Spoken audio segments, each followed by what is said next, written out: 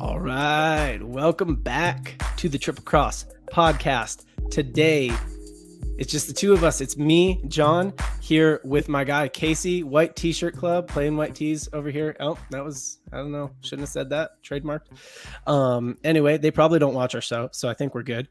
But just us today, Q-less again, kind of a bummer because we're going to talk some hoops, talk some NBA hoops. And Q hasn't even gotten to talk any NBA with us yet. But I think it's all right. he's He's waiting until he might be a little shamed right now.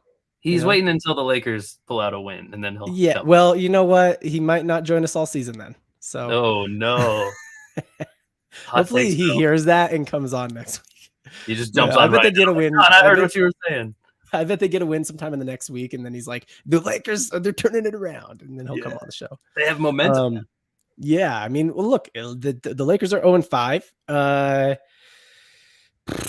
mean, look, I have lots and lots to say about this. Personally, I think that like in I don't know, Lakers get a lot of airplay, so I don't know how much of them you've seen, Casey. I know you have LeBron in fantasy, but my opinion here has always been like, I don't know, and maybe you remember when they traded Russ for Kyle Kuzma. I don't even remember who else was in the trade, but I remember Kyle Kuzma was. They traded. You've been a big Kuzma guy, I mean, look, and I'm sure I'm a little biased. Kuzma went to the University of Utah, but like I remember when that trade happened, and like I don't know if you remember, but I think I told you like the Lakers, they suck now. They just thought there was a clear winner in that trade. I remember that. Yeah, I was like, that was. I mean, look, the Wizards will find a way to screw up anything that they get, but like. They just like they were able to shed like a very clear. I mean, so that year that Russ was with the Wizards, he was a little poisonous like he always is. But he did in the back half of the season, like kind of go on a run with them and get him into the playoffs, and they lost. So I think that like his stock was just about as high as it could possibly be right then. But even the Wizards, as bad of an organization as they are, realize like this guy's not, we got to get rid of this guy, and they got like real assets for him. Not that they'll be able to do anything with those, probably. I don't know, maybe you got him in the playoffs, I don't. But yeah, no, I think the Lakers got exactly what they traded for, right? Yeah, little teaser into what we're covering today, huh? Yeah, jump right into that. Yeah, no, we will. I wanted to spend a minute on the Lakers just because I hate them in their own 5. So, you know. I mean, it seems like that's where anyone who watches our show who likes the Lakers now is like, I'm out. But like, stick around. The Q, our other co-host, he's a Lakers fan as well. So I just like have to give him. The one thing you can count on in Triple Cross, I think, no matter what sport we'll cover, is that there's going to be coverage on the LA teams. You know, Q's going to make sure it happens, and then even when he's not here, we make sure to bring it up for him. And the thing about the LA teams is, at least in baseball and basketball, they're both teams that can like pay. In basketball, you know, it's the tax, right? Like the salary cap tax. In baseball, there is no cap, right? So, you know, New York teams, Boston teams, LA teams are the kinds of teams that can pay big salaries, have big players, and like oftentimes be really good. So, you know, how do you not cover those teams if you're a sports podcast? So even if we didn't have, go ahead. I know you're a little more timid to say football as well, but you can add them to the list in there too, because they're the number one team with like cash over cap situation in football too. That's how what we say for the breaking this out, whatever it is in NBA you call it, you know, breaking the salary. Yeah, cap, hard cap, soft cap. Yeah, we say cash over cap, like it's just signing bonus that's not on the cap, basically. Right. Yes. So anytime a team, you know, those big market teams. They have the most eyeballs. They have the highest salaries. They a lot of times have the biggest free agents. So obviously we cover them no matter what. But yeah, Q is going to make sure there's LA coverage. But today we're not really here to talk about the Lakers. I just had to call it out. LeBron has. We're here to talk about Ben Simmons. No, yeah, yeah. Let's talk Ben Simmons. What is up with this guy? No, LeBron has looked a little meh. I don't know. It's like he's playing. His stat lines look fine. I think he's putting up like an average of like 30 and 10 and like 7. Like that's a pretty good stat line, you know, like 30 points, 10 rebounds. And I might be wrong on the 30 points thing, but like, you know, he's putting up good, like double with a good amount of assists. in the stat line, but not really like making like big shots down the stretch, and like nobody else is either. You know what I mean? Anthony Davis is going to be benched for another game. Russ is going to be out with a hamstring thing. Russ just came off the bench in the last game. Russ is basically taken, I don't know, I got no love lost for Russell Westbrook. He's basically taken a championship contender, and torpedoed them to the cellar of the Western Conference. Yeah, that's I mean, that's what we're maybe. I mean, I don't want to spoiler alert what we're about to talk about. But to your point about LeBron, he's averaging about 5 points less per game this season than he did last year. So yeah, and it's still a lot of points per game, but yeah, per game. Yeah, what it's worth. So yeah, I mean, just a less efficient offense. I mean, sure. with what else he has on, like, I think they've got maybe the lowest shooting percentage in the league right now. Like, I mean, that's a lot of help defense you can play on LeBron when you can sag off the off ball guys so much to just crowd his space. Like, it's going to be tougher for him to score. He's going to turn the ball over more, and he's probably going to start trusting people less and passing less. I mean, he's still averaging seven assists. LeBron is actually a really good passer for what kind of player he is, but. And yeah, I mean, this is the time for early season, like kind of playoff projections like we're doing today. And you look at more of them than I do, just in the basketball world. I wonder how many, basketball pundits have the Lakers still making the playoffs after this pretty terrible start. It's funny. So, and I wonder if you do too, actually. Yeah, no. And it will get that. And that brings us to what we're talking about today, which is our NBA playoff predictions. And the reason I want to do this is because I think this gets undercovered, right? Like, we like to stay, basketball pundits, analysts, they like to stay in the now, right? So let's say the Lakers win 3 games this week. Everybody's going to be like, LeBron's the GOAT, like, it's just, this is yesterday's news. And, people like, other analysts like Stephen A. Smith, like, they're not going to go back and say like, oh, I was wrong about that. You know what I mean? Like, nobody's going to show them that clip. So that's why I like to futurecast. I like to say, all right, like, let's look over the course of the whole season. Let me call, if I really think the Lakers are this bad, let me call it out and say, I don't think they're going to make the playoffs, or I think they're going to get the 8 seed and go out in the first round. So Stephen A. Smith reminds me of one of those like Twitter profiles that just like post like 1 billion hot takes and 99% of them are wrong. But when the one does come through, they like repost it and they're like screenshot from like months ago. They're like, I knew. Yes. And nobody remembers those other 99 takes that were way off. If there's anybody, the receipts, right? Like, we live in that culture now where it's like, hey, just make a lot of crazy transactions, but keep all the receipts, and you're going to look good every once in a while. And every now and then you will look like a genius. If anyone is watching this and just has like all the free time in the world, this is what I want you to do. Make it like Stephen A. Smith, like keep Stephen A. Smith honest Twitter account and save every tweet he does.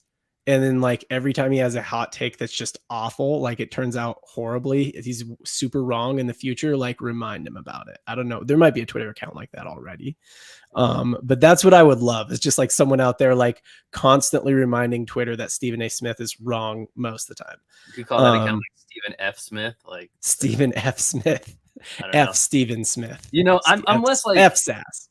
I'm less like live in the basketball world as you, for sure. And I'm kind of curious, like, honestly, like some of my takes, you might be like, that's a hot take, and I'll think. Yeah, and then you'll be like, well, I don't know that. So I bet there'll be some of that. But hey, if I come out of this episode with one of those, one thing that we have on receipts that I got right that was kind of against the consensus, I'm gonna feel like a pro here. I'm gonna love it. So that's my over under I'm hoping for here. All right, so let's get into how this is going to be formatted. So this is a little handy dandy tool here. I won't say the name since they didn't pay us, and I'm just petty like that. But this is how we're going to do it. Anyone who's watched this before, so if you're listening to just the audio, what we have on the screen is the bracket that we're filling out. We'll talk through it so you can listen to it. But if you're watching on video, this is basically what the NBA playoff bracket looks like. We got the West on the left side over here. We got the East on the right side over here. If you're familiar with it, this top left game here, or this top right game, that's going to be the 1 versus 8 seed matchup. And then the next one down is going to be the 4 versus 5 seed. And the next one down is going to be the 3 versus 6 seed. And the next one down is going to be the 7 versus 2 seed, etc. And so it's just a standard kind of two-sided basketball tournament bracket. So what we're going to predict is the team that we're going to have in that spot. So who's going to be, so in this top left one where we have the West, who's going to be the number 1 seed in the West? And then who's going to be the number 2 seed in the West underneath that? And then we're going to pick who wins in that matchup. And this, there's in brackets here, you see it says games won.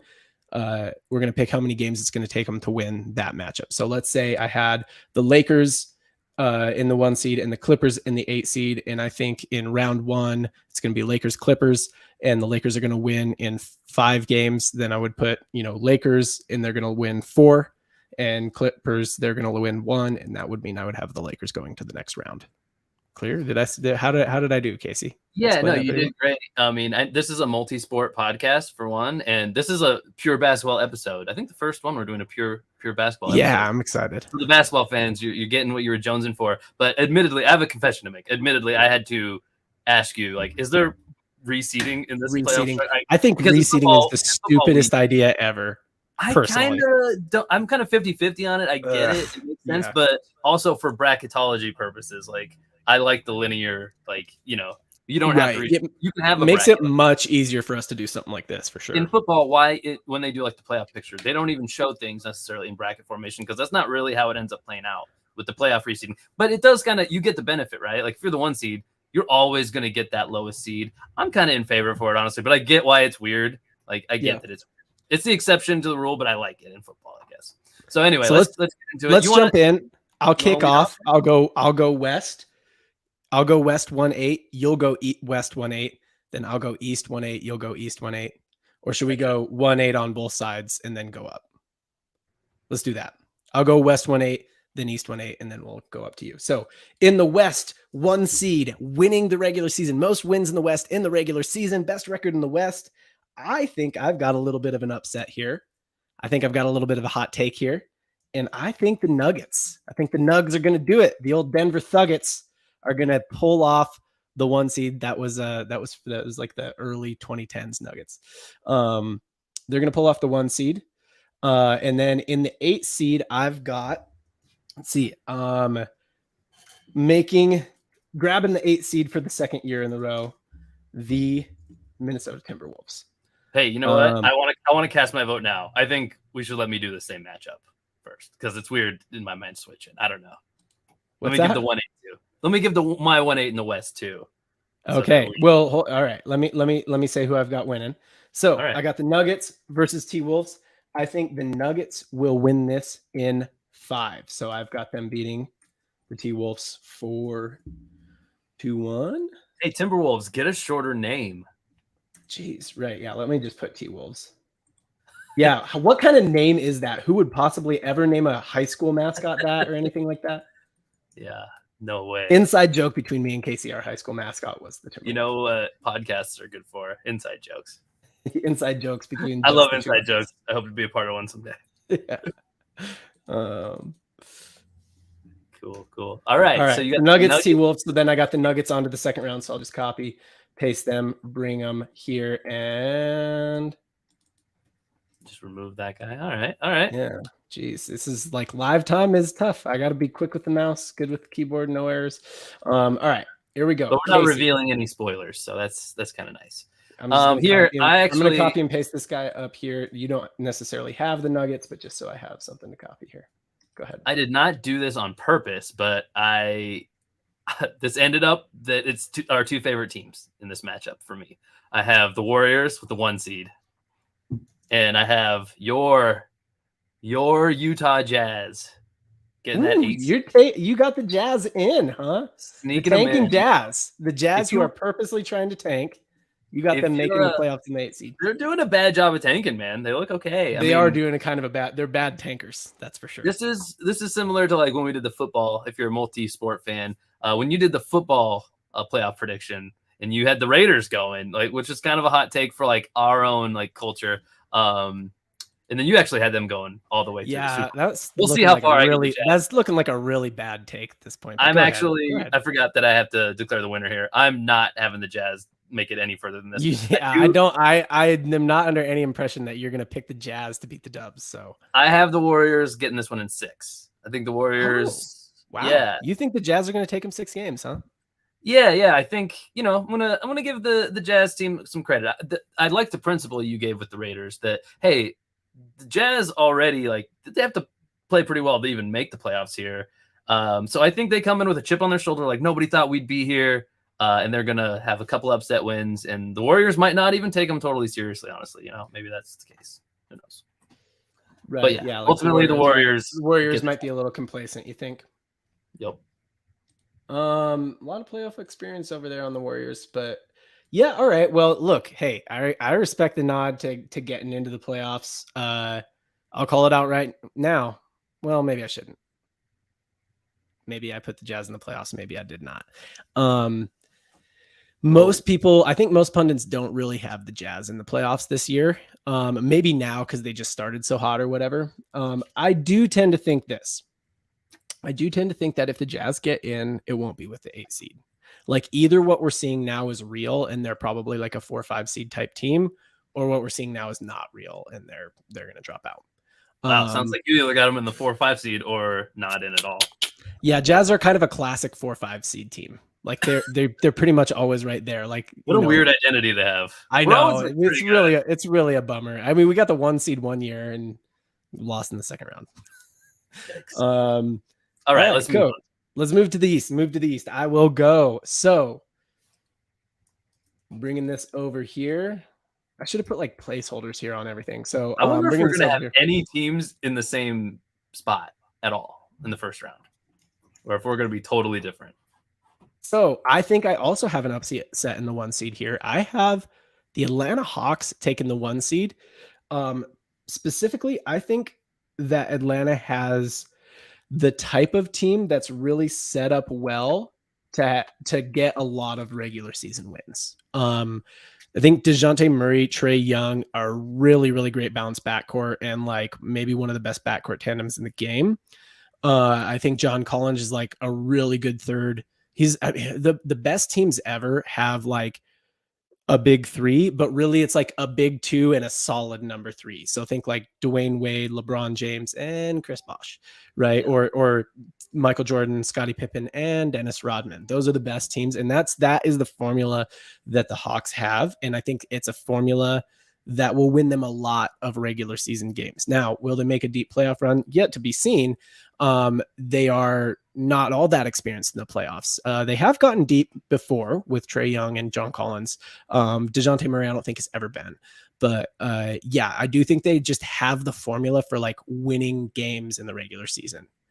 Right. And then in the 8 seed, I got the mid 3 New York Knicks. Okay. Little JB action after Jalen Brunson tore us up in the playoffs, like legit, like we got Luka Doncic injured, and the Jazz can't even beat the Mavs with freaking Jalen Brunson just driving. He's just thick. He uses his body, gets to the paint, pivots, makes those floaters, makes shots. I think he's a good basketball player, and I think he's kind of got the type of style that I think he's got this type of style that plays well in the playoffs because it's like that type of style where it's not like he's got tricks in his bag where you kind of get hit with it. It's kind of like you can know what he's going to and he can still kind of get to it, right? Because he's using his body to get his space. He's using his body to get to his spots. So I do think actually JB's a pretty good basketball player. JB's probably not a great name for it. If anyone's JB right now in the NBA, it's probably Jaylen Brown. But I do think Jalen Brunson's is a pretty good basketball player. And I think, RJ Barrett, I think Jalen Brunson, RJ Barrett, and Julius Randle, it's not a great big 3, right? Like it is a classic Knicks move to overpay those guys, and they are overpaying them, and they'll pay them all that money to get the 8 seed, right? So I'm not saying the Knicks are good. I'm saying, yeah, the Knicks are like, should be really good with all that money they're paying these guys, and that it'll get them the 8th seed in the East, which is not impressive. Right. So I got Knicks, Hawks, and I think the Hawks are going to roll here. I'll take a sweep. This is the only sweep I think I'm going to take. So I'm going to take the Hawks in the first round or in the entire episode. I think this is the only sweep I'm going to take, period. Oh, I haven't actually picked all of my like how many games yet. So who knows? I'll let you know. I mean, I won't tell you who, but I have 3 sweeps. Jeez. How did I land on that? I think you know what? Can I guess ahead of time?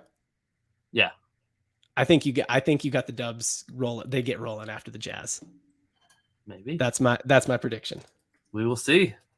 All right. Hawks. On to the next round over the Knicks.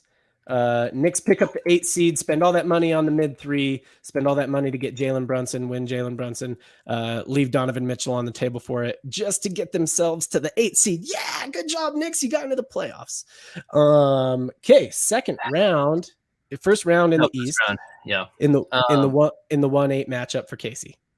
All right, yeah. I'm excited to see if we ever land one team in the exact same spot in the first round, given the same seed. But we're not going to here for sure. In the 1 seed, I have the Bucks. The main word I want to say is Giannis. Yes. I don't know. That man just wills his team to victory, right? Do you need another argument? No, I don't think that's the only argument I need, Sean. It's the only argument that you need. I mean, you Sean. added a new format here. Are we putting the seed? I know. I want to go back and do it for all of them. I don't know if I'm gonna be able to. Okay.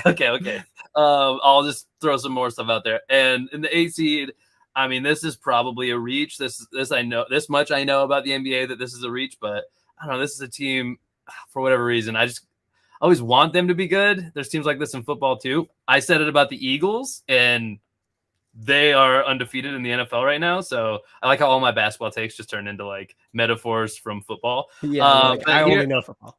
I'm gonna do it again, and I'm gonna. This is my Cinderella team, I guess, kind of, for making the playoffs. The Hornets.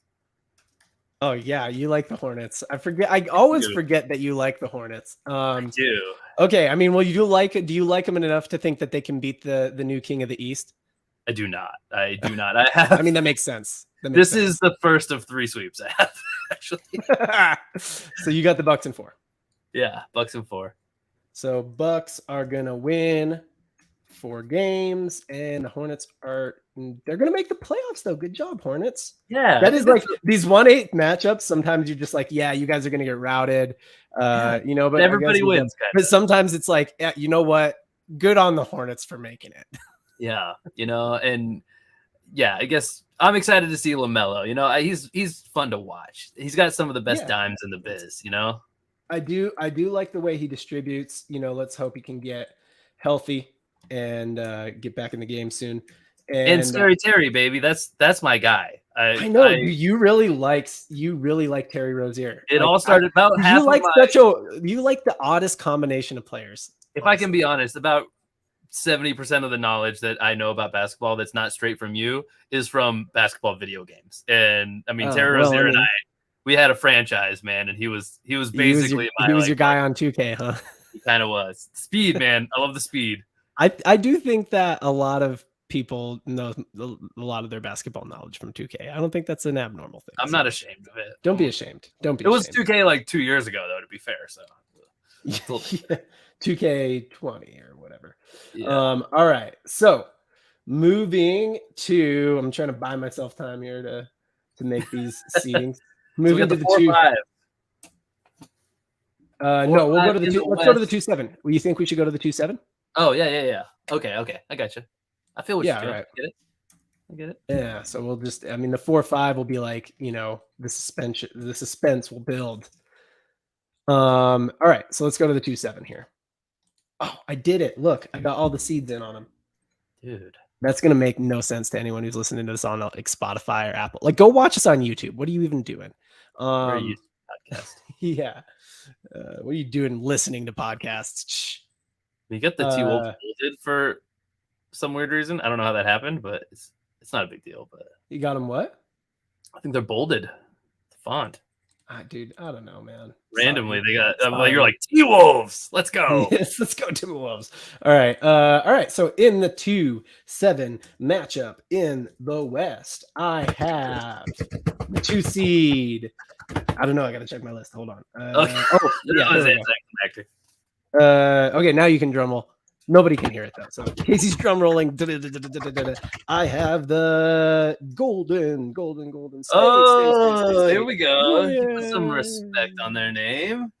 Yeah, I mean, look, dude, the Dubs are good. It's not like I don't think they fall real, like, it's a crazy world that they fall below the 3 seed. And probably a world where Steph has like a long injury sometime during the season, right?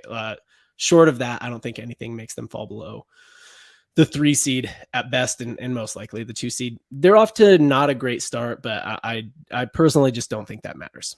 So I got the Warriors in the 2 seed against the 7 seed.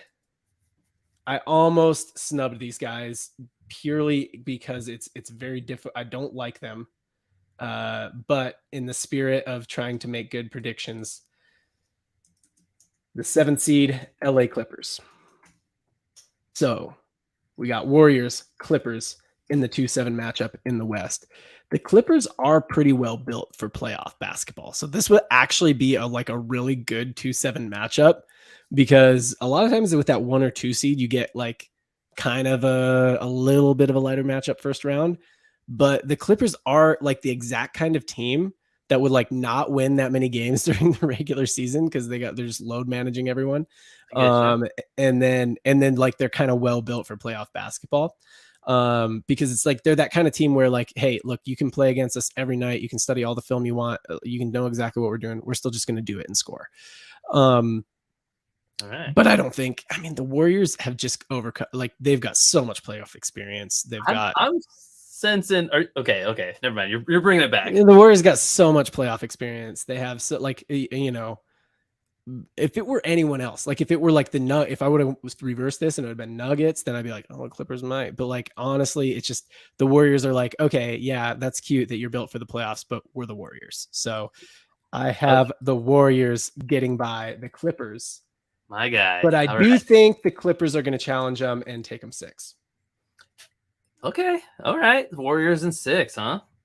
Okay. Hey, you know, but you think the Jazz are going to take them 6. So, I mean, no, I like it. I like it. We both think the Warriors don't come in and dominate immediately. We will see how far you have them going and how far I have them going. And just to put a little knot on the Warriors, you know, again, the other 70% of what I know about the NBA comes from friggin' video games, and the other 30% is from fantasy basketball, which we've done a couple seasons of. And I did just send over a pretty blockbuster trade to you in our fantasy. You did. I saw that. Little Jason Tatum for Steph Curry action, huh? Yeah, a little crazy. So drop in the Triple Cross if you're watching this. Drop in the comments and tell me if you think I should trade. I have Steph Curry. Casey has Jason Tatum. Is either of us losing that trade, or is that a good trade for us? For the rest of the context, I already have Wiggins, and John has. You have Wiggins. I have Jaylen Brown. We both like stacking multiple team members of a team. So yeah. All right. Moving on to Casey's 2-7 matchup in the West. What you got? Okay, here I have 2 teams that I kind of like. I kind of am in on. Generally speaking, one might be a little bit of a shock. We'll see. The 2 seed, I have the Suns getting the job done. I don't know. That's the best I had. That was a good one. The Suns making a run. Better freestyler than I am, for sure. So the Suns making a run. I don't know. All right. Getting the job done. And they are going to be taking on the 7 seed Trailblazers. Okay. Yeah. The Trail Damers. Yeah, that's pretty much it, you know, and it is. So Blazers is an interesting take, because we're at a point now where we're past the 8 seed, we're past the 7 seed. I've got some teams in mind that I think might look like snubs. Sure. But you got the Blazers in. I think a lot of people might not have the Blazers in over some of those other teams that might look like snubs once your bracket is filled out on the West side. I think part of my philosophy on this whole bracket endeavor is that the stars shine under the brightest lights, right? And I know that it's pretty recent news that like Dame's gonna be missing a little bit of time here, but I want to put money on that man, you know, and especially when it comes to like winning the games you need to make the playoffs. Now, when it comes to games in the playoffs against a team like the Suns. Okay, maybe Dame alone isn't enough. Now, just as a reminder, they did pick up Jeremy Grant this year, who was sort of, I would call him, the leading scorer probably for the Pistons last year. I'm misspeaking there. But like a very good two to follow with Dame. I mean, maybe not the best. It was the Pistons, but yeah. So they did pick up a good little, addition to Dame, but of course lost CJ McCollum in a trade last year. So that's huge too. McCollum, I feel like was, I mean, yeah, like if Dame was out, McCollum was in, they could still win games. Sure. But yeah, when it comes, like I said, when it comes to actual playoff matchups here against a team that burns hot, like the Sun. That is how I think the Suns do. I think them is just getting hot and they go on an insane like miracle run. I have this as another sweep actually. Oh man. Yeah. Well, you know what? The Blazers have been swept before, so that makes sense. I think the Blazers have been swept in an upset. Like they've been the higher seed, like a 3-6 matchup, and they've been swept before. So thrown to sweeping, pull out the broom. So that for those keeping track, I have one more sweep embedded into my bracket at some point. It'll be coming up later. Coming up. It's still on the way. All right. Moving over to the East, the 2-7 matchup in the East. My prediction for this one is the 2 seed Milwaukee Bucks, the Milwaukee Giannis. I don't even know if you can call him the Milwaukee Giannis anymore. Drew Holiday is special on defense. He can guard 1 through 4. Let's not say 1 through 5. He can guard 1 through 4 in today's NBA, 1 through 3 in the 90s NBA. He like really well, right? So I've seen this kid like guard KD and make him extremely inefficient. Two brothers in the NBA. I mean, this is a basketball playing family. And then of course Chris Middleton, who is like probably an all-star this year. I don't know if he's been an all-star in the past. If not, it's a little bit of a snub, I think. But like, yeah, I mean, he's all-star level player in Chris Middleton, right? So you got Giannis, you got another all-star in Chris Middleton, and you got Drew Holiday, who will probably get some all-star votes, who has gotten defensive player of the year votes, and, may be a contender for defensive player of the year this year. That's tough. Brooke Lopez looks really good. I mean, they're cooking, man. Like they've been together for a long time. They stay together. Like it's just, yeah, Milwaukee is ruling the East now that LeBron James has left.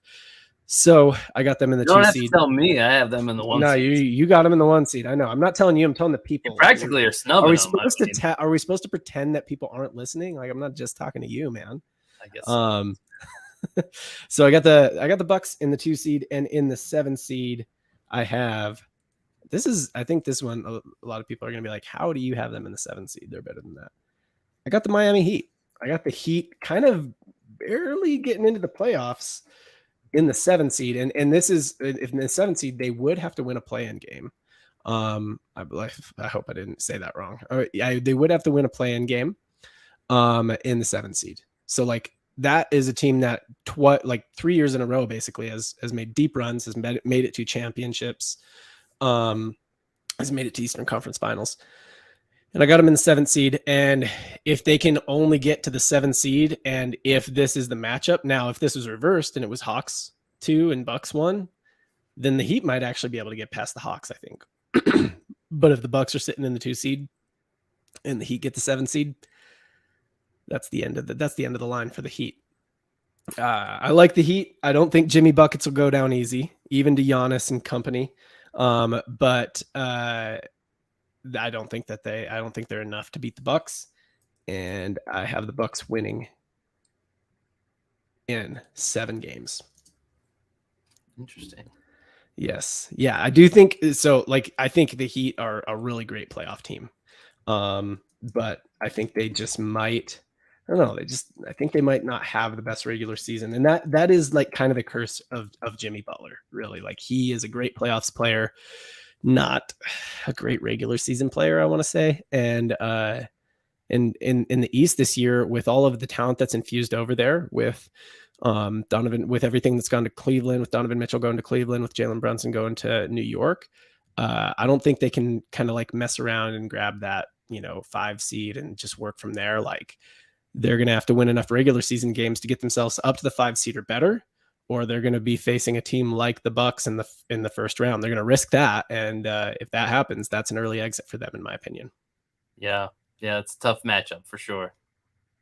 Tough one. All right, moving over to the 2-7 seed. Your pick for the 2-7 seed in the East. What do you got? Yeah, all right. So I'll just say it. I have the Celtics going up against the Raps here. So you got the 2-seed Celtics. Raptors. Yeah, 2-seed Celtics. Yeah, I don't have the Raptors getting the 2 seed. Ooh, you got the Raptors in at the not only in but in at the 7th. Oh, I forgot you picked the Hornets at the 8 seed. Yeah, if the Hornets can get the 8 seed, then the Raptors could certainly get the 7th. Hey, call me crazy, and maybe I'm just like a Van Vliet like fanboy. I don't know. Dude, I love me some Van Vliet. He's not big, but he can play, and I like Siakam a lot too. I think Van Vliet's 6'1", but yeah, he looks tiny out there. Part of it, he's 6'1" tall and 6 feet wide.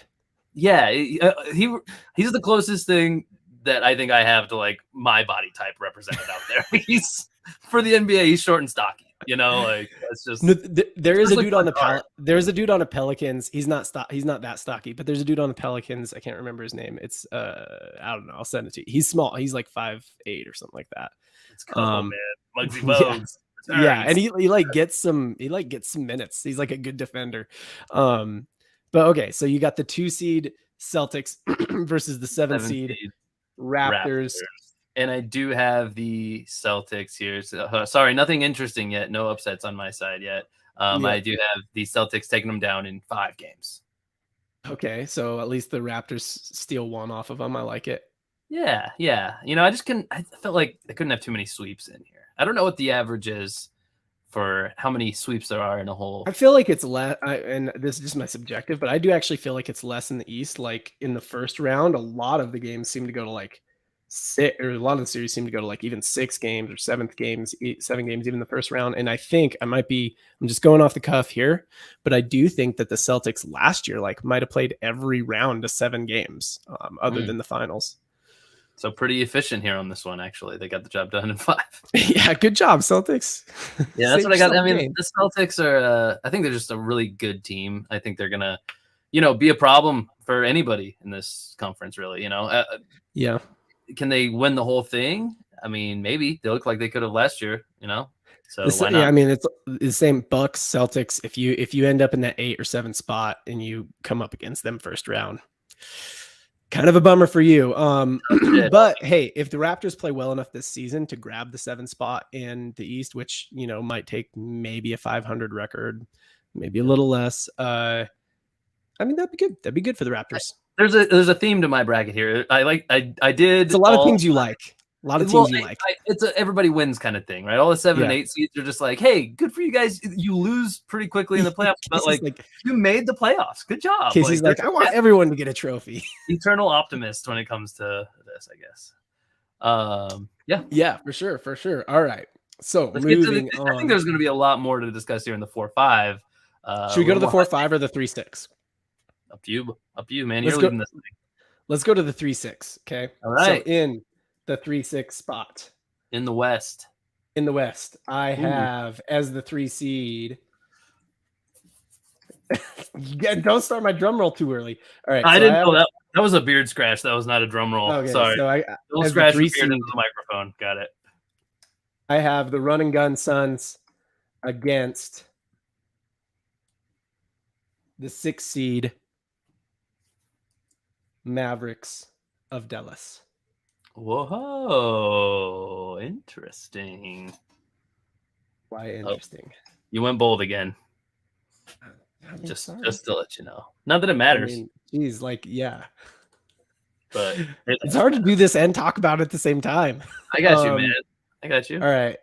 So 3 seed Suns versus the 6 seed Dallas Mavericks. Some may say that the 6 seed is a little low for a team that just made it into the Western Conference Finals last year. But they did that from the 5 seed. So shut up, I guess. I don't know. So are they going to do it again from the 6 seed? From the 6 seed. And this was a matchup that they won last year that people didn't think they would. But I think this year the Suns get redemption, but it takes them 6 games. So I think the Suns win this series 4-2. I actually think that the loss of Jalen Brunson does hurt the Mavericks. So Dallas has made the playoffs plenty with Luka, pretty much only, and I guess Kristaps Porzingis, but and they've even like taken the Clippers 6 games. Like they'll like put up a good fight. But Jalen Brunson, I think, was the big difference maker for them in their deep run last year, and I think losing him, he's like a great second to Luka. So I think losing him will be the downfall. So I got the Suns coming through, Suns in 6 to move on to the second round to face the Golden State Warriors, defending champions. Right. I find it interesting you actually wrote Dallas in when you've used like the nickname. Yeah, that's weird. Maybe the Mavs. Let's go with Mavs. Dallas or Mavericks is kind of long. Gotcha. Yeah. Right, so I said it was interesting because I actually have the Mavericks here too in this matchup, and we finally did it. I have them actually in the 6th seed as well. So yeah, all right. Very interesting. You thought that was like kind of like a hot take because we're in the flames together at least. You're pretty aligned there. Yeah, I guess so. I thought the same thing. I was actually gonna, before I knew you had them there, I was gonna say just the teams here, and I was gonna let you pick which one you thought I actually had as the 3 seed. But now it's just revealed already. I think it would have been a fun game, but that's an alternate universe now. I have the Grizzlies here. All right. I'm interested. Who would you have thought if I would have said, "Hey, I have the Grizzlies and the Mavs here at 3 and 6"? I would have picked it like this. Yeah. Okay. Oh, I would have thought you had the Grizzlies as the 3. The Grizzlies seem like just one of those teams where you either like you believe or you don't, you know? Yeah, and it's hard not to after last year. I think they picked up the 2 seed or something like that. Like hard not to believe in that. Yeah, sure. I think there's a few teams that kind of qualify for that. Maybe that's just my own like bias about but like against the Mavs, maybe is what I'm thinking. Like that's another team that's got a lot of big fan base. You know, Dallas is a big market. Yeah, no, I know. Yeah, an owner that's very well in the media. Owner. Yeah, sure. And here I do have the Grizzlies taking the cake here. Yeah, in 6 games. So Grizzlies, after the Mavs make it to the Western Conference Finals, Grizzlies send them home in 6 in the first round. First round out for the Mavs. Yes, sir. Yeah. And, I think the Mavs are a good team for sure. But, it's really early on. And based off like the few games we have seen, Luka is playing out of his mind, I think. I think he's one of the best. I don't know where he is as far as like NBA consensus would say in the MVP race, but he's got to be in contention, right? Like, and it's so early on to think like that, but that's how I have it. They actually haven't been dominating, like they haven't. I don't know. I don't see it necessarily. I think they're a good team. Winning. Yeah, not a great team, and I think the Grizzlies are gonna put them down, but they got 2 games here, so. Yeah, no. So the Mavs are. I think they're at a losing record technically right now, but. This would be actually a really good, fun matchup because it would just basically be 2 like great offensive players trading blows, and both of them rookies in the year, both of them rookie of the year, I think in back-to-back years. Like it would be fun. This would be a fun one. Yeah. Okay, moving through to the East, 3-6 matchup on my side. We are gonna go over to the East. And we are going to put the 3 seed in, and the 3 seed is going to be Boston Celtics. Okay. Celtics all the way in the 3 seed. Some people might be like, what? You got the team that made it to the finals last year in the 3 seed? Well, yeah. Did you hear me earlier? Every series took them 7 games. Like at the top, the East is tight, man. Like we're talking about the Bucks. We're talking about, the Hawks is a hot take for sure. We're talking about the Bucks. We're talking about the Sixers. We're talking about the Celtics. It's not an easy conference at the top. And in the 6th seed, the team that, we might take a second here because this is a team I think that a lot of people are pretty low on right now. Oh, but I still believe that they'll come back to the 6th seed, and that's the Nets. And I would love this matchup, this Celtics Nets matchup. So Ben Simmons is an issue for the Nets right now, and Kyrie's coming out and saying like, "Hey, we gotta, let the dude play, let the dude figure it out." Steve Nash is saying, "Hey, like he's coming back from this surgery. We know that Ben Simmons has like struggled with mental health in the past. We know that anxiousness or maybe like lack of confidence, whatever, is kind of one of the issues that plagues him."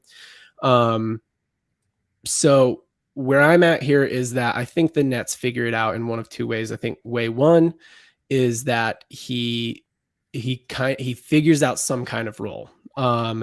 Right now, the big issue for Ben Simmons is that he's not doing what he does best, which is play defense and distribute, because he's always relied really heavily on athleticism. And I think he's a little bit timid to use his athleticism to put his body on the line, to do what he needs to do to get the free throw line, and do all that because he's coming back from an injury. So I think it takes some time to figure out how far you can push it after an injury and stuff like that. So just give the Nets a minute to get rolling. Also, one of their losses is to the Bucks, and like I said before, Drew Holiday is like Kevin Durant kryptonite, man. Like he just makes this dude inefficient. And so yeah, I mean, like we could be looking at a 2-3 record if it wasn't the Bucks, right? So yeah, would we be like that worried then? I don't know. Hard for me to say that KD and Kyrie won't make the playoffs, like many might be thinking right now. Hard for me to think that Ben Simmons isn't going to become some kind of contributor. I actually don't like Ben Simmons that much, but I respect him enough to say like he's probably going to become some kind of contributor. So yeah, way two is that Steve Nash just starts limiting his minutes more. Or another play would be Steve Nash puts him on the floor, not with Kyrie and KD, right? Like, and makes him sort of take charge and take control. I don't know, but yeah, that's my thought on the Nets. That said, are they enough to get past the Celtics? This is going to be my first upset. I'm going to say yes. The Nets sent the Celtics home in the first round, and this is spicy. That is spicy, and honestly, I don't think the Celtics would typically go home in the first round in the East, and especially if they grab that 3 seed.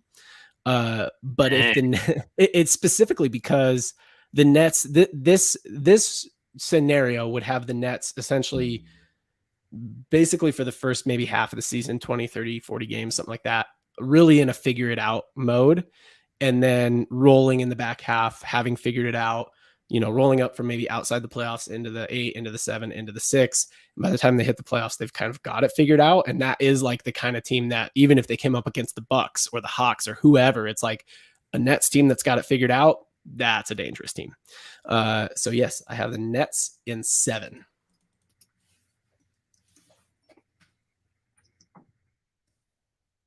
Sorry, I sent your Celtics home first round. Dare you. But I find it interesting, jumping to my side here. I'm not trying to outpace you as you're still filling in some information here, but trying to cover the air a little bit. I find it interesting. We actually have the same top 3 teams in the East. So I do have the Hawks here as the 3 seed. Yeah, yep. Good choice. And I have them going up against the 6 seed 76ers. Out in the East. And this, was that your first upset? That was my first upset. This is weird. We have the same spot where we have our first upset. So you got the Sixers. You took my Celtics out early, but I'm taking your Hawks out early. I know you have them as the 1 seed. So yeah, I have the Sixers here. I think some of that playoff experience really comes into play here. And I do have this one as a 7-game series. So I think that this is something where it might take all 7. I think there might be some grinded out toughness to some of those like more veteran, like experienced players on the Sixers. But they pull it out, I think, here. And the Hawks, the good team, I think, they're still pretty young. I think they continue to improve, and maybe they do become that top team next year, but I don't see it this year. So that's fun. So we both have a 7-game 6-3 upset in the East. Yeah, I actually think if it shook out this way, this is like a really likely upset to happen. Not likely, but like if I were to pick upsets, kind of like net, like it's like if the Nets did fall to the 6th seed, like that's a team that would upset a 3 seed, or a 7, like wherever they fell, that is a team that could probably upset like a high seed. The Sixers are similar, like lots of playoff experience there, lots of just shot makers, right? Like Tobias Harris, Joel Embiid, James Harden are just shot makers, and that's a lot of times what it takes down the stretch. Trae Young is also a shot maker, but and the Hawks have made deep runs. I think they've been to the Eastern Conference Finals, but yeah, it would be DeJounte Murray's first time, and with all that playoff experience that Trae Young got getting to the Eastern Conference Finals, James Harden, Joel Embiid, Tobias Harris combined have so much more, plus the other Sixers. So yeah, I'm with you here. To be honest, this was tough for me because you know me, I'm a DeJounte Murray guy. Before it was cool. Like yeah, I was for real. I love it. Before he was even an all-star, yeah. Like I would put him up. He was another 2K guy, to be honest. But yeah, I was always in. And I didn't manufacture the seeding this way to where I was like picking upsets. But I knew I had to have at least one upset in the first round. And this was the first one that came to mind when I looked at the matchups. Who was actually playing who? That the Sixers maybe they're that team that doesn't get a high enough seed for how good they are, but then they show up to play in the playoffs. So absolutely. No, I actually kind of agree with that upset. Do I agree that the Sixers will fall to the 6th seed? No, I don't think so. I think they're going to hold on for a little higher seed than that. But is that that's why I have them. That's why I don't have them on the board yet. Right. I was just going to say that. I guess that's a little look into what we got coming up. Right. So, but before we get there, moving to the West, the 4-5 matchup, which is just, I think, the most fun matchup to watch in the first round. A lot going on. Yeah, it's the grittiest matchup to watch in the first round. So in the 4-5, you could probably pretty much guess it at this point. I have the Denver Nuggets in the 4 seed. No, you have them in the 1 seed. Oh, sorry. Who do I have in the 4 seed? Oh.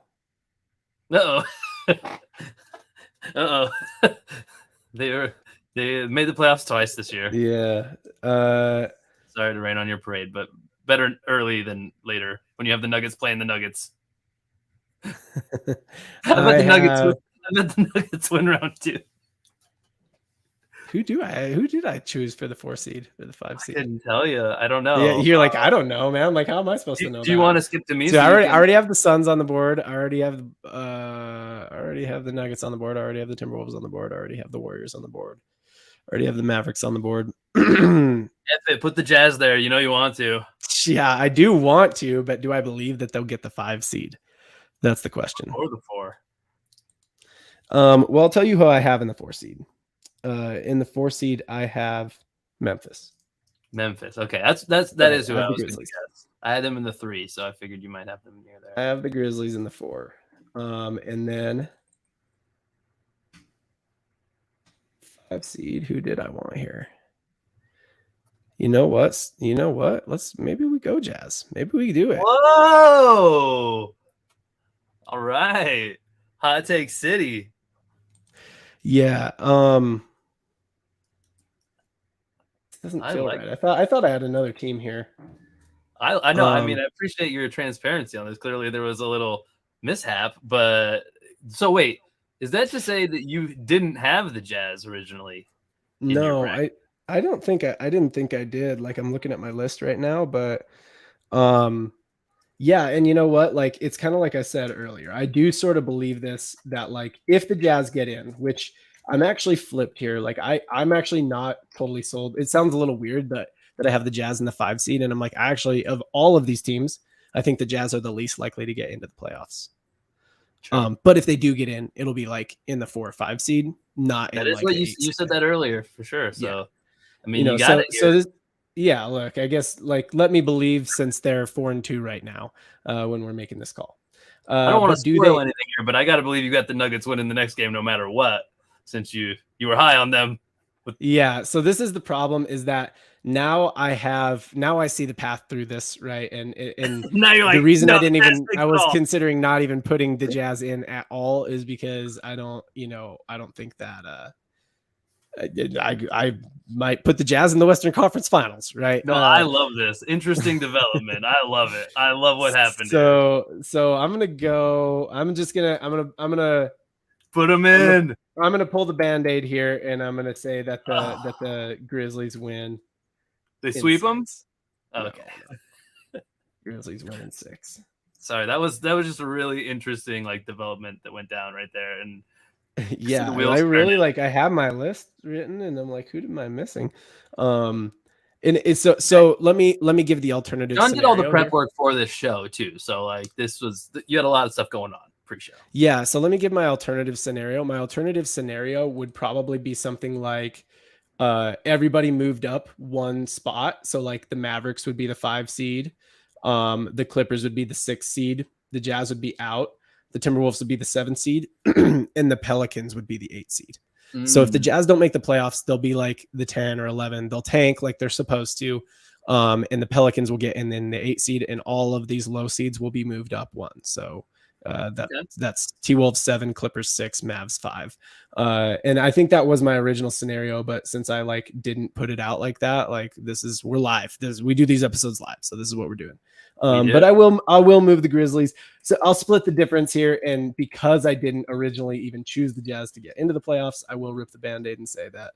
And the reason is because I'm too afraid of my own bias that I would I love it. I love it. You're just moving, you're shuffling live on camera. It's tough out here in these streets. And now I anticipate this is not a matchup you were expecting in the second round here, but we don't want to get ahead of ourselves. We want to move to. Yeah. And I looked up, if I would have put the Warriors in the 1 seed, I would have been like, okay, well, I'll have the Jazz win. But I looked up and I'm like, if I pick them to beat the Grizzlies, I'm for sure going to pick them to beat the Nuggets. But anyway, moving on to Casey's. Go ahead. This is fun because this is the first time we have a repeating matchup. I have the same matchup you have. You can probably guess the teams that I'm missing here. I have the Nuggets as the 4 seed and the T-Wolves as the 5 seed. So same matchup as you. And you got that's a hot take on the T-Wolves. It is what it is. I'm gonna ride with it. But I'm also going to go a different route than you did here. I'm taking the T-Wolves over the Nuggets. So I think what we've learned here so far is that the Nuggets are definitely going to play the T-Wolves, right? I mean, that's just going to end up happening. For sure. Something. Whatever the seeding is, it could be a play-in game even, but it's going to happen, obviously. I have the T-Wolves here in 6 games. So tough series for sure, but I'm I'm going 6. I'm riding, baby. They got a good team. Win. Good squad. Good squad. It's just awkward. You know what I mean? I think it's good. There's enough talent there that they win enough games to get into the playoffs, but I don't see them winning enough to get a high seed or really being with it enough to win a series, especially against a team like the Nuggets. But I may have in my brain, before I started picking the next round, forced myself to choose one upset in the first round of each conference. So this is where it fell here. So and after you laid it out, you're I can't put it anywhere else. Yeah, I got you. Where am I going to take another upset here? I liked all the other ones better. So, and it rounds out my. I guess we haven't gotten to the final 8 so far yet. Let's move on quick though. I want to see. We got the snubs here in the West already out of the way. I want to see who we snubbed in the East. I think your big. I would say your big snub here is one of the LA teams, depending on what your opinion is. Mine is that I think you snubbed the Clippers here. You don't even have them making the playoffs. That's true. I don't. You'd say we both snubbed you could say we both snubbed the Pelicans, but the Pelicans are a perpetual 10 seed. So they're going to snub themselves. Let's be honest. Yeah. All right. So moving on to the 4-5 matchup in the East, most fun matchup. I have the 4 seed. Let's see. Got to check the list. Got to consult. I have the 4 seed. I have the 4 seed Hawks. Yeah. I have the 4 seed Cleveland Cavs making their first appearance in the playoffs since King James left at the 4 seed and matched up against the 5 seed. Who am I missing, Casey? Who do you think it is? Oh, I have not been keeping track enough. Jeez. I don't. Oh, 76ers. Yeah, 5 seed Sixers. And this is a good one because the Cavs, I think, are like more talented. You got a 4 on them, by the way. I know. The Cavs, I think, are more talented than the Sixers, honestly. So are they taking it? But no. There's playoffs. There's playoff experience in the Cavs in, I guess, Kevin Love and Donovan Mitchell. But yeah, I mean, this is a team that's like, very little playoff experience here versus a team that has a lot of playoff experience in playoff game. Like playoff series are about like just shot making, because you get 4 games into a playoff series and you got nothing else in the bag, right? Like you guys have all seen each other's stuff. You all know exactly what you're going to do, every action you run. And so it's about like just making your shots in big moments and like making adjustments better than the other team.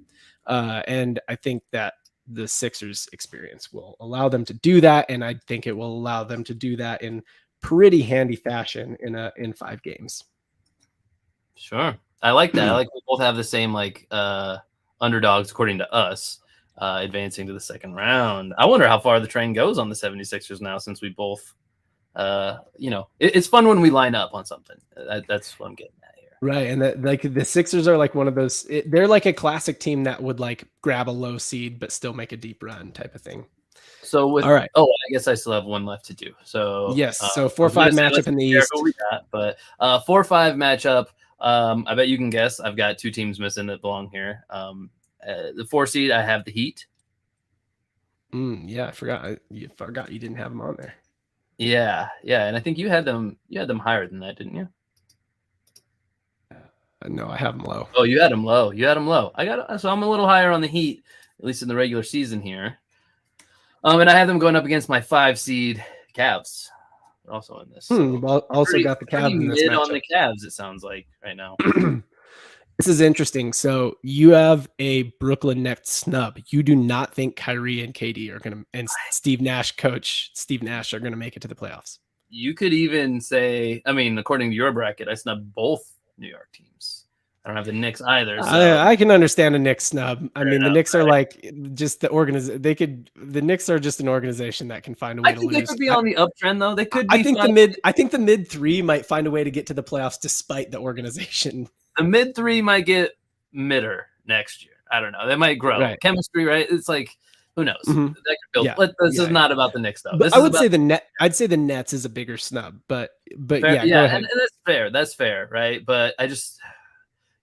They've got a lot of star power on that squad, but man, the power of a head case, right? Like, and that's a good point. And I'm a self-declared head case in sports too. Like that's where I live. But Ben Simmons at this point, basically his entire career is the yips. Like that's what he's got. That's what he does. Yeah. We know it. He is who we thought he was, and it's not just on him. I think this squad, it's one of those like classic, like maybe too much star power to like. A lot of salary cap taken up hurts their depth for sure. I'll be totally straightforward. I don't know the contract status of all these guys, but I could see this team like being broken down into parts almost at a certain part. Yeah, and I think it might. Yeah, like KD wants to be relevant, and if they don't make the playoffs, like he's right. He's like, how many years does he even have left to like make a serious run? I don't know. Right, exactly. It's a good point. So moving back. Thank you for just playing the Brooklyn Nets snub, but moving back to this 4-5 matchup that you did pick here, Heat versus Cavs. Who do you got? I have the Heat in 6. I forgot I did not already say that part. Yeah, so we both have the Cavs round 1 exit. Yeah, makes sense. Like those similarities we got going, I like that. It makes me feel like we're right. Like it's already true. Like, yeah, we must be right. Or like, to me, it makes me feel like, oh, Casey agreed with me. Ugh, maybe I. Yeah, that's a fair take, honestly. So wait, who do we have that's the same here? All right, so you got in the West, in the Western Conference semifinals, you have Warriors versus Timberwolves and Grizzlies versus Suns. On the Eastern Conference semifinals, you have Bucks, Heat, and 76ers, Celtics. I have Nuggets in the Western Conference semifinals. I have Nuggets, Grizzlies, and Suns, Warriors. We both have the Suns and Warriors, but not in the same matchup. And we have the Nuggets. Or no, we both have the Nuggets. No, we have the Grizzlies. Sorry, we both have the Grizzlies. Yes, and I have the Timberwolves. In the Eastern Conference semis, I have the Hawks, 76ers, and Nets, Bucks. So yeah, no, we don't have any of the same matchups in round 2. But I have the Bucks and Celtics as 2 teams. So we have 2 different teams in the East. Yes. Yep, we do, because you didn't even choose the Nets to make the playoffs. Okay. So I'll pick up the pace a little bit here. I think that we'll start going faster now because it's like all of those games is like half of the playoffs games or more. So, right. And we touched on every team at this point. So yes. So moving on, we got the Nuggets led by Mr. Nikola Jokic and Jamal Murray, taking on the Grizzlies led by Mr. Ja Morant and Ja Morant and Ja Morant and Ja Morant again. And it's just not enough to overcome the Nuggets, in my opinion. And I think the Nugs get through the Grizzlies. I do think Ja Morant challenges them a little bit, but not as much as you might think. I got the Nuggets in 5. Okay. No, I can see that. Ja, baby. You're good, but you need a running mate. Get this kid a running mate, Memphis. Come on. What are you doing? That one guy's popping off right now. Desmond Bane. Yeah, but dude's popping. It's like because he's popping off because there's no one else there besides Flash in the pan. Oh, you think it's just opportunity? Dylan Brooks. Yeah, I think it's opportunity. Dylan Brooks is actually like a really great role player, but his role is like dog, right? Like he's like that Draymond Green guy. Like Ja Morant needs like a real running mate, like a Chris Middleton type guy. Probably not Chris Middleton, but like that kind of thing. Kind of like Portland this year went and got Jeremy Grant to like be a running mate for Dame. Like that's what Memphis needs to do. Maybe they'll pick up KD after Brooklyn. Yeah. I don't think KD's going to play in a small market. I'm going to be honest with you, but that's a good point. Maybe, who knows? Yeah. All right. So I got the number 1 seed Nuggets in the Western Conference Finals. Yeah, sorry, the typo got Nuggets. They're the Nuggets. All right. So you got Warriors, T-Wolves. I mean, I already know. You already know where I'm going with this one. So you actually hit it. Last sweep I have in the whole bracket.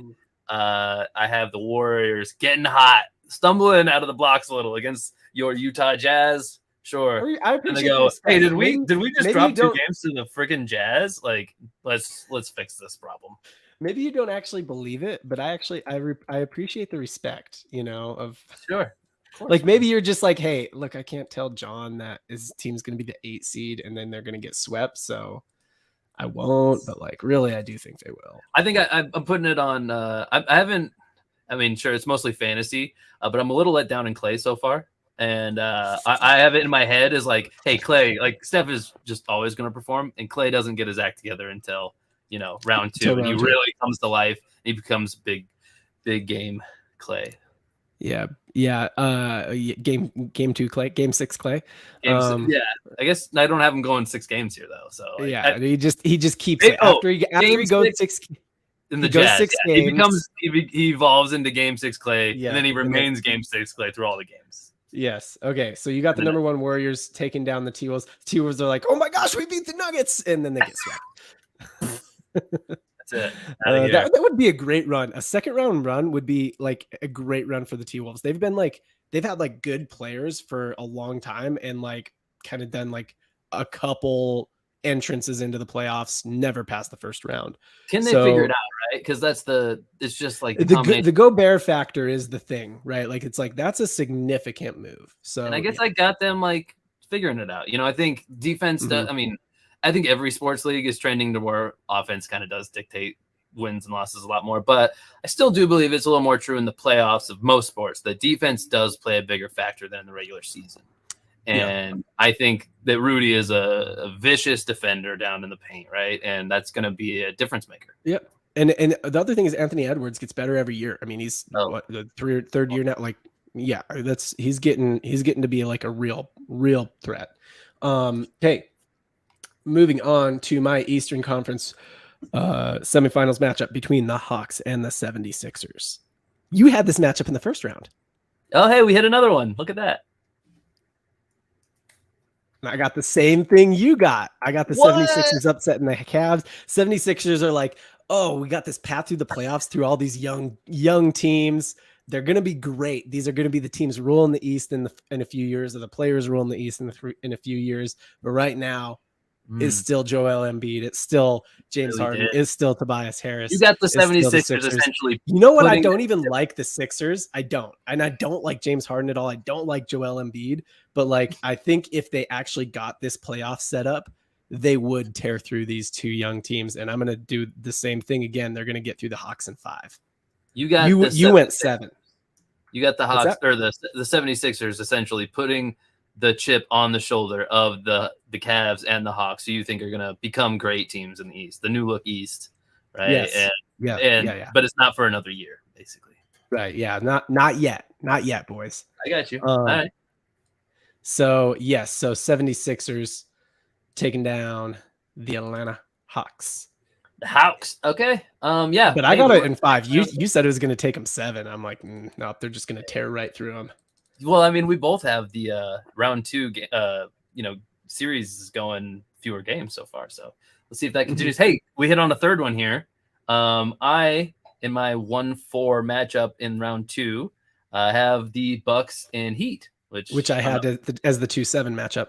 You did. So we've hit 3 matchups already. So these are 3 teams. There's 6 teams that are obviously going to play each other at some point.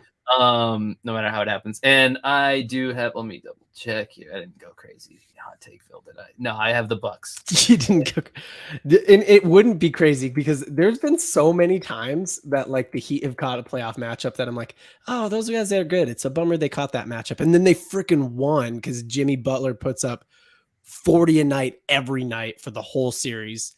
But yeah, I get you. It is tough to pick. It's tough to predict the Bucks are going to lose to the Heat. You know what I'm saying? Like, it's like if the Heat do it, it's like, yeah, that's Jimmy Butler for you. But like, it's tough to like say, I'm going to, you know what? I'm going to throw it out there. I'm going to predict it, you know? I just think you got to be really confident whenever you're betting against Giannis. That's how I feel about it. Yes. Okay. I don't feel confident about it here. Six games. Oh, all right. Yep. Jimmy Buckets doesn't go down easy. No, yeah. Solid series, but Bucks with the pretty definitive, outclassing of really just an inferior like team, I think. But I mean, I gave him the 4 seed, I gave him the 4 seed. So no, yeah, I mean, it's a good run for the Heat. Somehow, I feel like they've made deeper runs than this. They've made deeper runs than this, where I'm like, this is where they should have gone out. Like I don't know what they're doing. Sure. Okay, moving to the other Western Conference semifinals matchup. On my side, which is Grizzlies Suns, which is a real wait. Is this on? No, my you got to side? go down more. You got to go down. Yeah. Moving to the other one on my side, which is Suns and Warriors. Suns Dubs. I'm glad it's Suns Dubs because Grizzlies Suns would have been really hard for me to pick. So does that mean Suns what I Dubs. think it means? Since this one's easier to pick, I have to assume. Yes. Yeah. All right.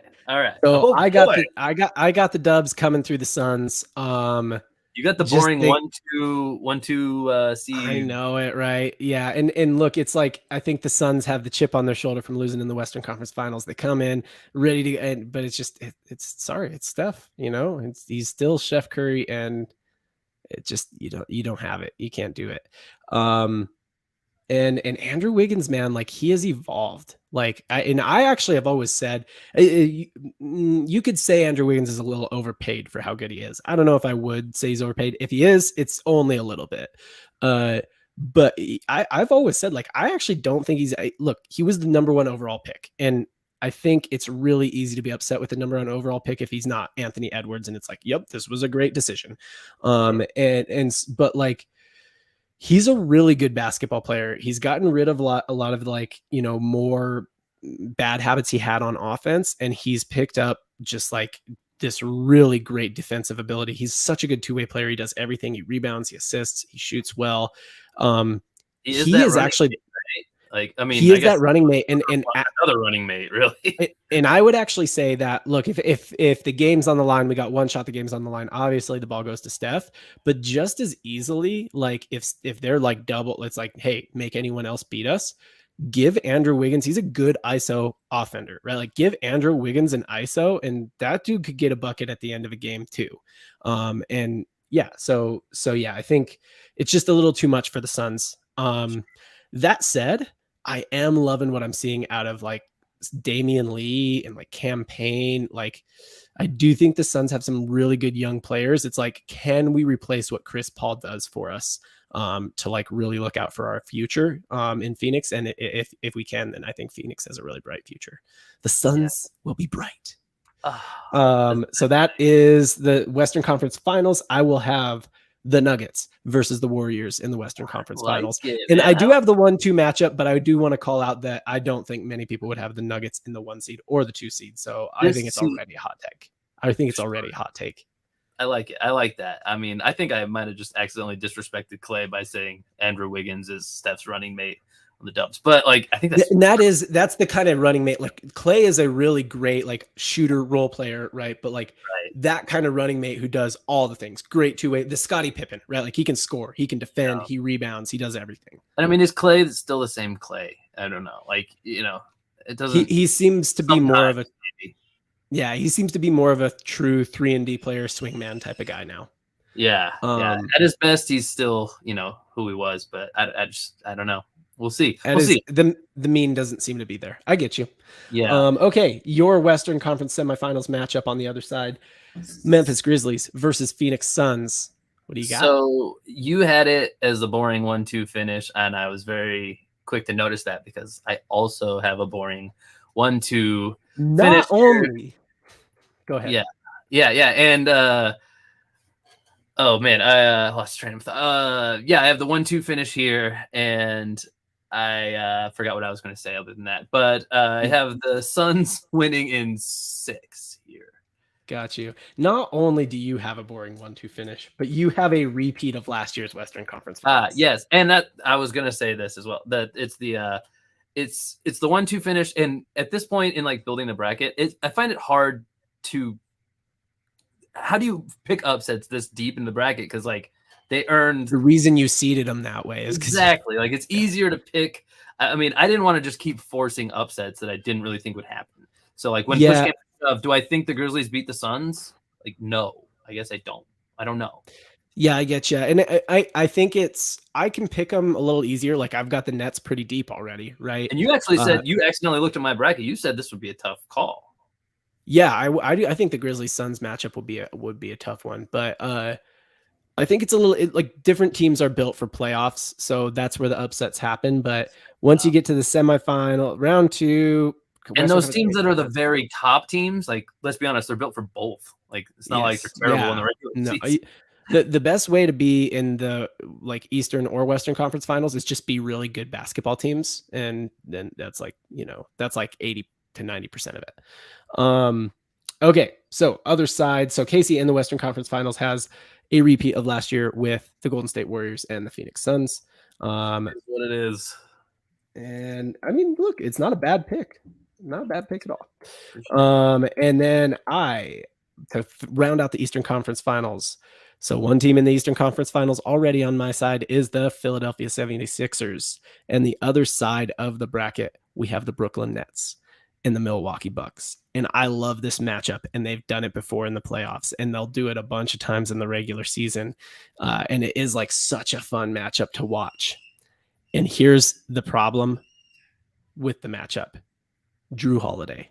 He is Kevin Durant kryptonite. He is the Matthew Dellavedova to Kevin Durant's Steph Curry, and that is like a basketball joke from 2016. But he just is like so good at making KD inefficient. KD has gone on JJ Redick's podcast and said like this guy is special on defense. Like, so I think that the Nets with an inefficient, less effective KD, it's not enough. It's not enough to get by the Bucks, and I got the Bucks going through the Nets, but it's going to take him 7 games. So Bucks over the Nets 4-3.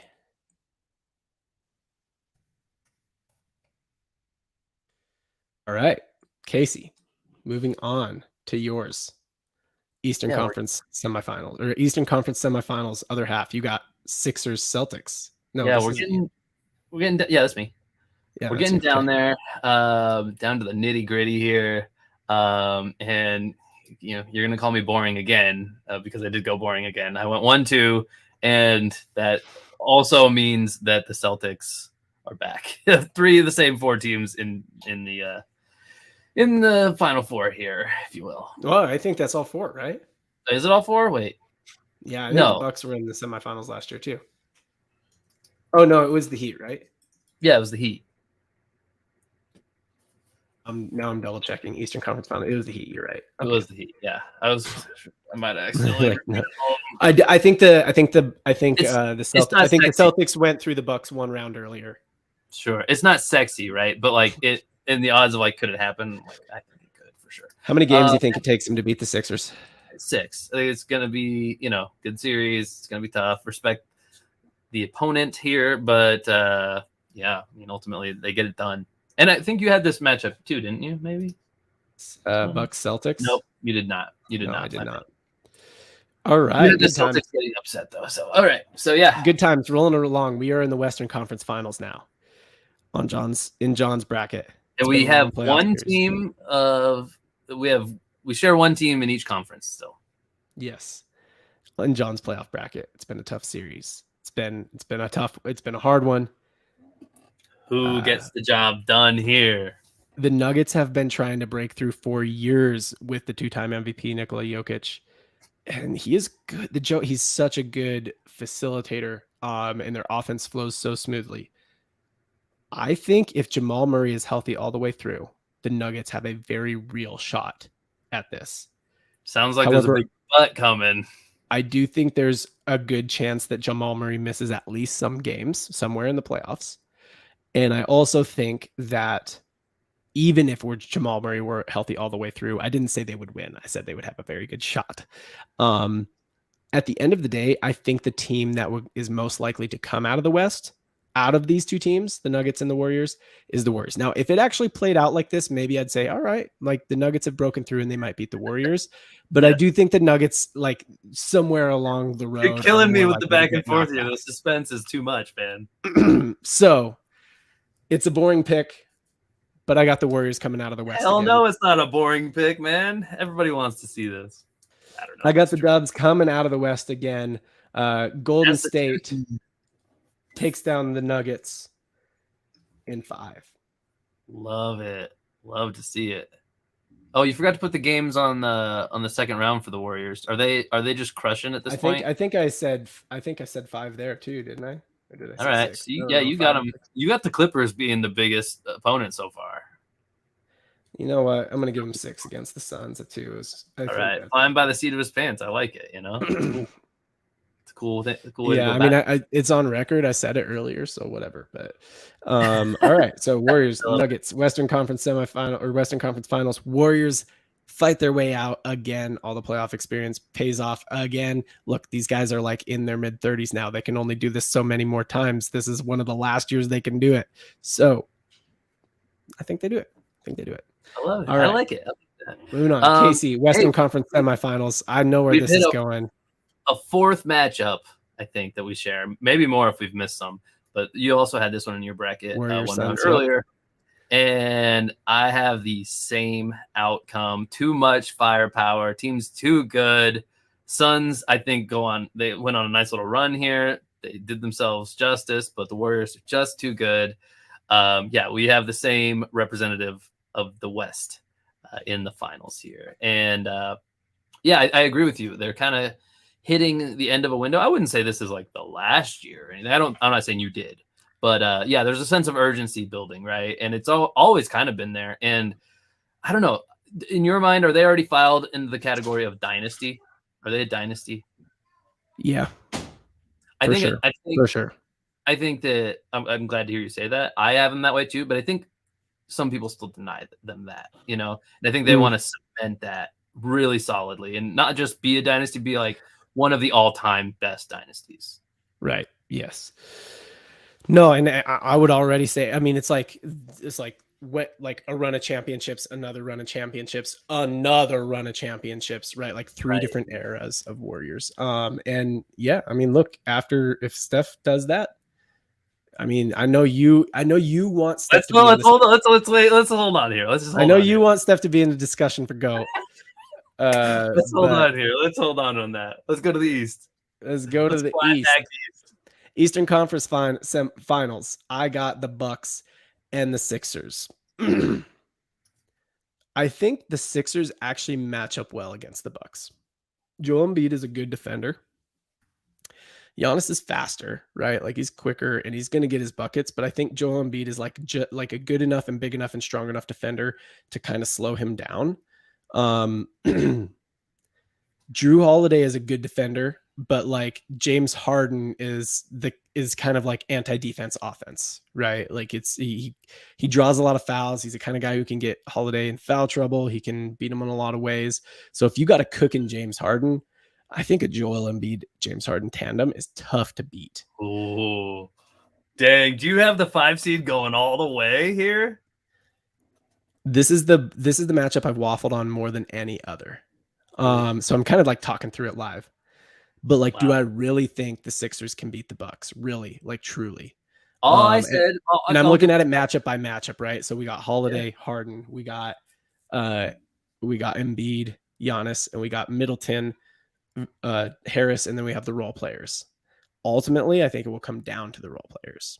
All I said is, whenever you bet against Giannis, you better be sure. And I mean, from the way you just described it, this does seem like it poses the biggest threat to the Bucks thus far in your bracket. Yeah, I just think they match up well, you know? Right. Like, I mean, we talked about how good Rudy is on defense, and like, is he the guy who can really make the difference? Right. Here's where I think it ends for the Sixers, though. They don't match up on the defensive end.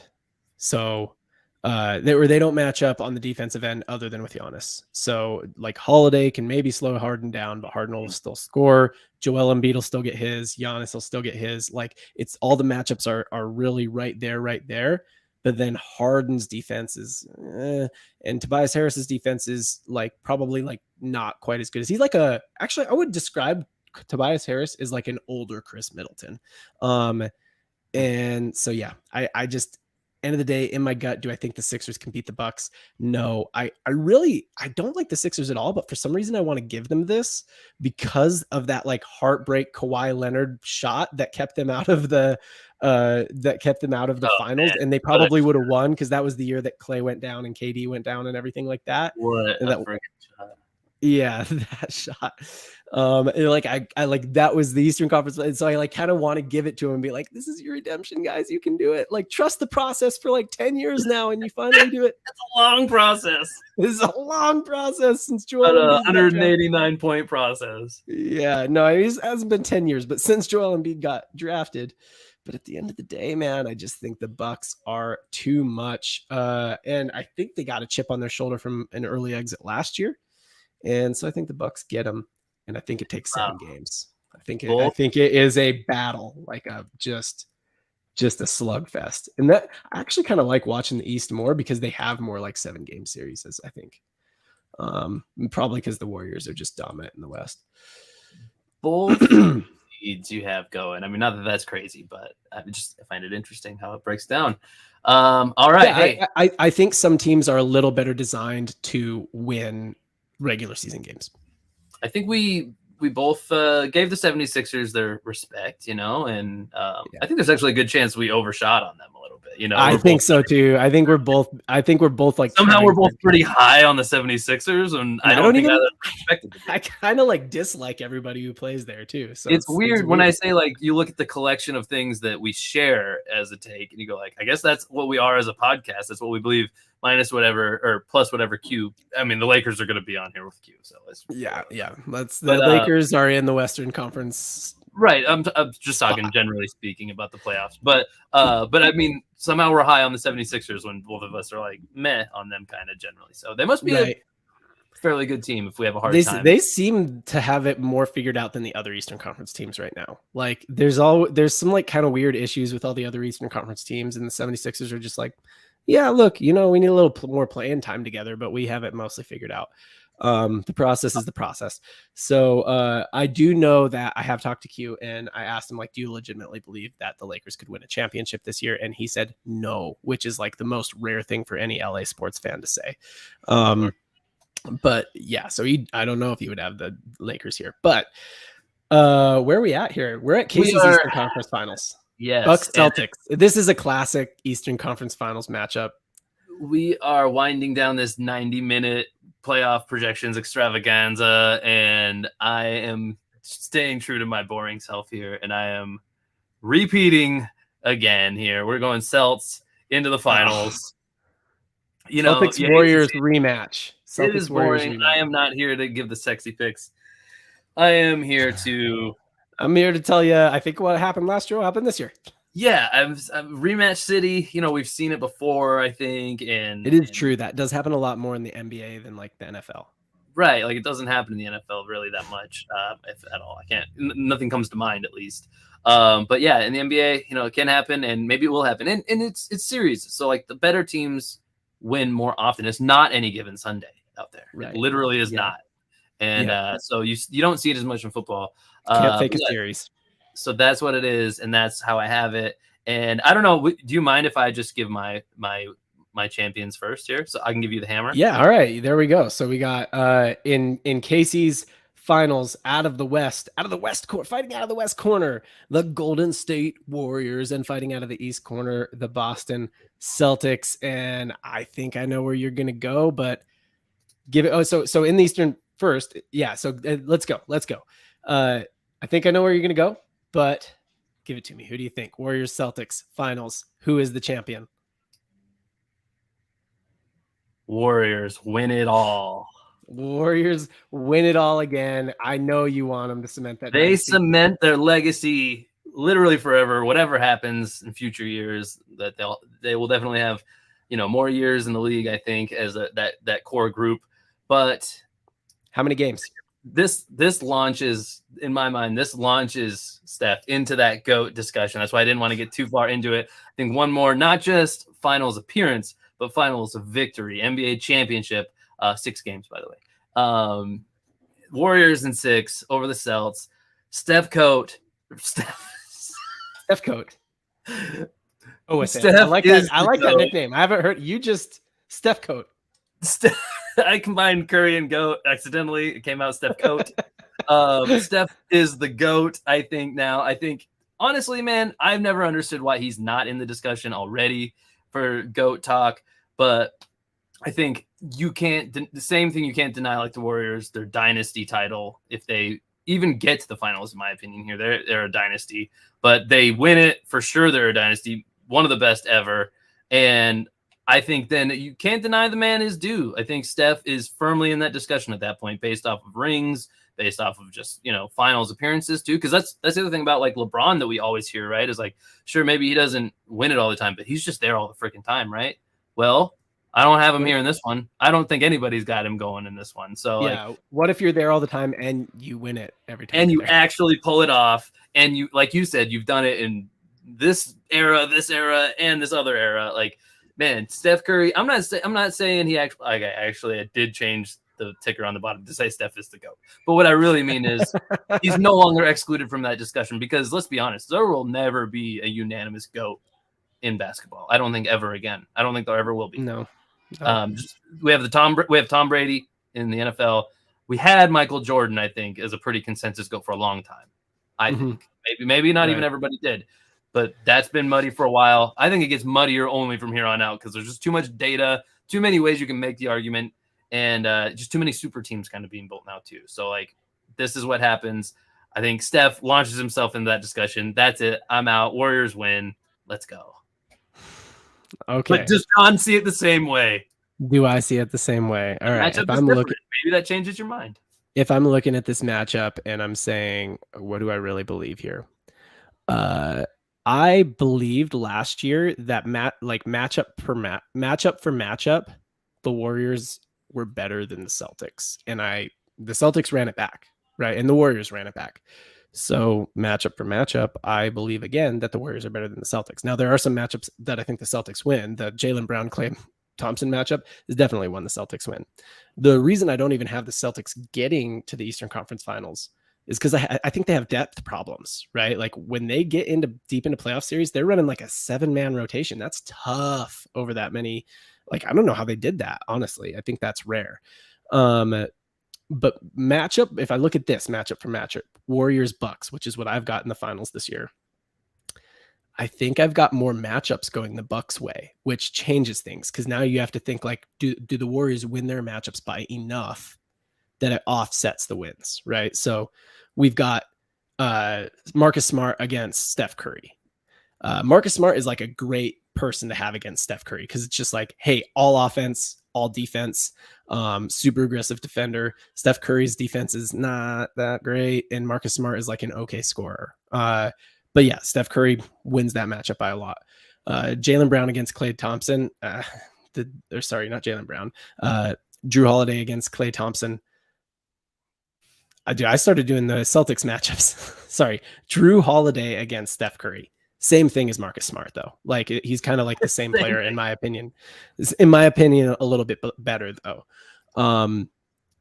Yeah, I mean the key matchups anyway. Let's go. Andrew Wiggins against Chris Middleton. I love that matchup. Like that is such a like Wiggins all day, baby. I want to see that. Oh man, Chris Middleton is bigger, stronger, like he shoots better, older, right? I'm probably not much, but maybe a little, like a couple years. Like right in that prime zone though, like 31, 32, something like that. Fair enough. I skew young. It's the football influence. I skew young. Yeah. Giannis versus Draymond Green. It's a big gap.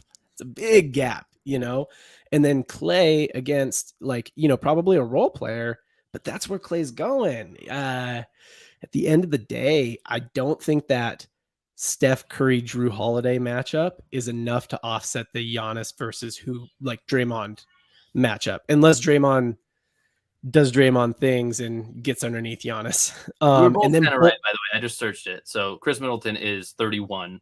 Yep. Wiggins is 27. So 4 years, substantial, but Middleton's by no means like washed. Right? Yeah, I mean, Wiggins is getting into the prime years of basketball. Middleton is like emerging. All right, yes. Sorry. Build that climax again. You got it. Yes. So unless Draymond Green does Draymond Green things and like gets underneath Giannis's feet and breaks his ankle or something like punches that. Punches him in the face. I just think that gap, punches him in the face. I think that gap is a tough one to overcome. And you got Jordan Poole off the bench, and that's great. But the Bucks have like great role players too, and Bobby Portis and Brooke Lopez and not Brooke Lopez, Robin Lopez, I think. Or Brooke Lopez, one of the Lopez's.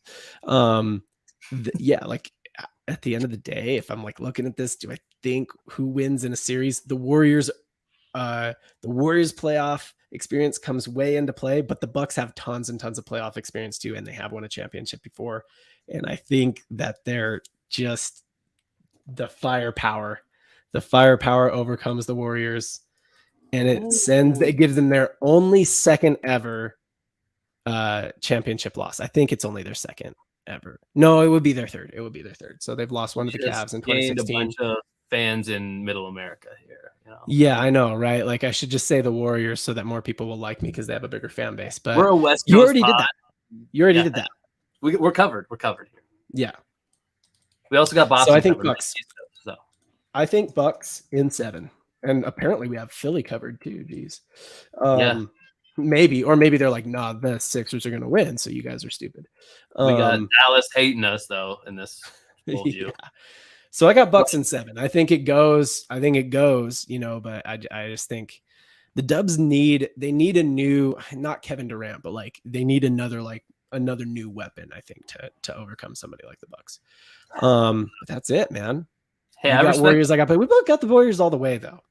Yeah, and I couldn't have the 1 versus the 1 because your matchup are my 2-1 seeds here. So yeah, we're very high on, you know, especially these two teams, you know.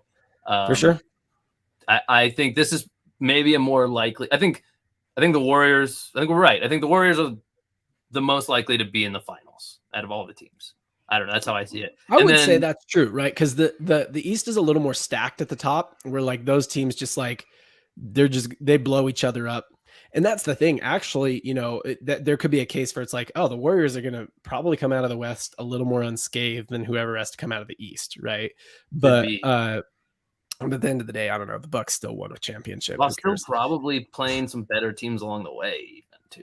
Right? Yeah, and that could be good or bad, right? Like, sure. Fair enough. Yeah, no, I would agree with that. Like, of every team in the league, I think if I had to pick one team who's the most likely to be in the finals, I think the Warriors are like a pretty good pick for that. I didn't want to just do it for me, so I'll throw this up here for you too, just so that you can have your moment in the sun with the ticker up. Bucks. I don't even know if you noticed that I changed that, but I did it for Steph and for the Warriors. Yes. Yeah. So Steph, Casey's your biggest fan. Come on our podcast. Is Steph still in the GOAT discussion if he loses? I think there's like a whole other like pod, but like tune in next week when we talk.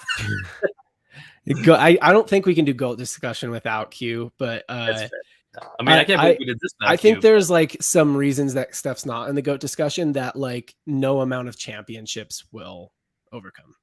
The GOAT, the definition of what a GOAT is different between us, and that's something that I've realized. And for me, at least, it carries over to every sport. Right. You know, we can't get into this right now. We're 100 minutes in. We gotta sign off here, man. Cool. I mean, hey, so for anybody who actually watched this far in, we're gonna start doing shows separated by sport. So if you are a basketball fan, tune in to these basketball episodes, which will typically be on Saturdays. I think we've typically be Saturdays. Maybe follow us on Twitter at triple cross pod to get updates if they're not going to be on Saturday, like if they're going to be another day. But yeah, I think we're typically going to go Saturday afternoons. That's a good time for basketball. And then football episodes. What are they usually on Tuesdays? Looks like typically Tuesdays. I like it. Yeah.